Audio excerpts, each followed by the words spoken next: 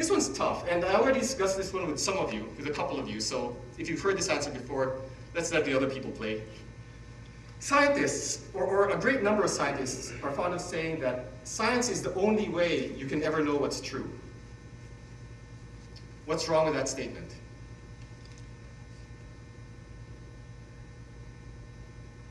Any takers?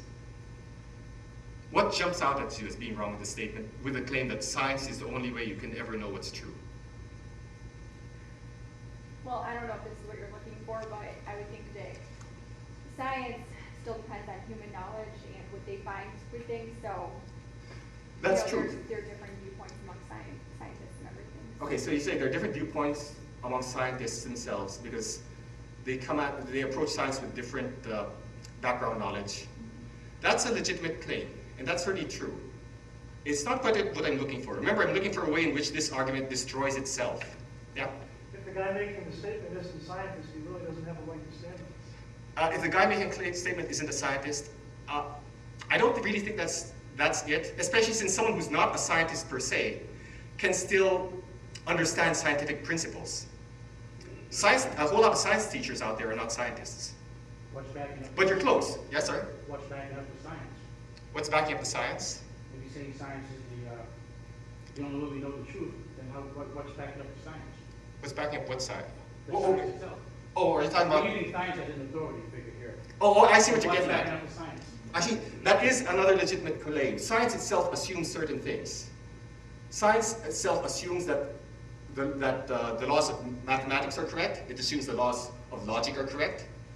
It assumes that there's a certain consistency to the universe and so forth. There are a whole lot of things that we know to be true that cannot be proven scientifically. There's something more fundamental that I'm trying to get at, though, a way in which this statement disproves itself. And yes, Mark? Well, it's just the phrase, the way it's phrased, that it's the only way you can know. Mm-hmm.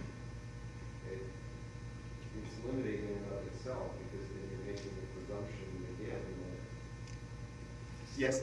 that scientific method in and of itself is some absolute truth in a way. Okay. So in other words, it's a limiting statement. It makes the assumption that it basically assumes itself to be true, assumes that science is the only way, right? That there's no real way to prove this. I'd like to take that a step further and show how this statement contradicts itself. I would point at this, along very similar lines to what you just said. I'd point at this statement and ask, is this statement true? Is it true that science is the only way you can know what's true? And if so, what scientific method did you use to determine that? See what I mean?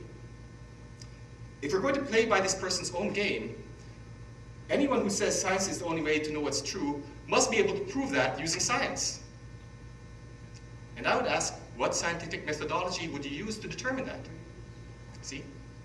Notice what just happened here, by the way. A whole lot of people raised a lot of very correct, very valid objections to this statement. Every single thing that people said was, I think, defensible. Or if not absolutely correct, then certainly very close to the truth. However, what I would aim for is a way to very quickly show that science itself is, to show that the statement itself cannot possibly be true because it contradicts itself. And I say that because if you go through some other route, then you give the person some wiggle room. Yes, Mark? I was going to say the other way you can respond to this one is just from a historical perspective. Science is constantly revising itself anyway. That's true. So how can you even take a snapshot on a historical spectrum and trying to say all of a sudden now, you understand why those methods is right, and yet you could go 10 years down the line and all of a sudden don't change it. That's right. Science is sort of a self-correcting mechanism. And therefore, what is scientifically claimed one day might not be claimed the next day. Again, though, the reason why I would choose to focus on the fact that this statement contradicts itself is because it's a very quick and clean way to respond. If you respond some other way, if you say, for example, that, well, science isn't perfect, science has made mistakes in times past, then the person who utters this claim is likely to come back by saying, yeah, but it's still the best tool we have. Or if you say that science has been erroneous in the past, they're likely to say, yes, but it keeps getting better and better as time goes on. They still have some wiggle room. If you show that the statement itself cannot be true because it contradicts itself, all of a sudden you make that person more uncomfortable. That person has to question how he came to that conclusion. Notice what you're doing here. By doing that, you're doing a couple of things. One is it's like taking a surgical strike. In war, sometimes you want to take a surgical strike in order to undermine the opponent as quickly as possible. The difference here, of course, is that you want to do it gently. Another thing we're doing is we're exposing the fact that this person has not really thought the implications of his statement through, or really did not have any rational way of arriving at the statement. And so therefore, you're putting a pebble in that person's shoe. You're doing a little something to make that person more uncomfortable, such that every time he makes this claim, he's going to be reminded of the fact that, hey, you know what? I didn't really arrive at this statement through scientific means. Same thing if you go back to the previous claims. If someone says there is no absolute truth, and you show and you prove that it, let's revisit that statement. When people say there is no absolute truth, how do Christians often respond? We try to point out things that are absolutely true. And the opponent may have a hard time accepting that because of all the baggage they have, because of the cultural worldviews. A lot of people believe that, you know, different people have different opinions, therefore different people have their own truths. And so you can go down a whole lot of rabbit trails trying to argue that way.